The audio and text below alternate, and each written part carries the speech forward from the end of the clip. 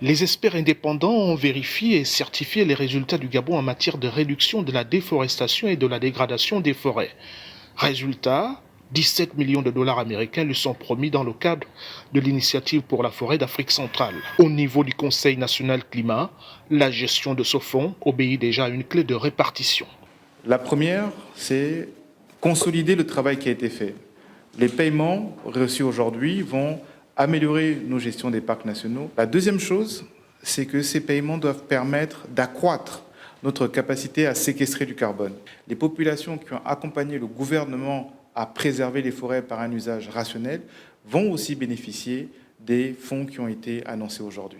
Pour le gouvernement norvégien qui rétribue le Gabon, le pays a démontré qu'avec une vision, un dévouement et un dynamisme fort, les réductions d'émissions peuvent être réalisées dans la forêt du bassin du Congo.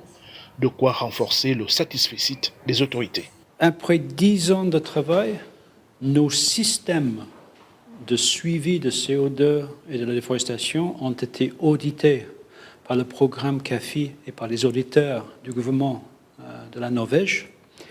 Ils ont validé notre travail. Ils ont dit que nous répondons aux normes internationales, nous sommes crédibles. Et la Norvège s'est engagée à financer en proportion jusqu'à 150 millions de dollars, donc 100 milliards de francs CFA à peu près. Depuis plus d'une décennie, le Gabon développe une politique de conservation poussée en Afrique centrale.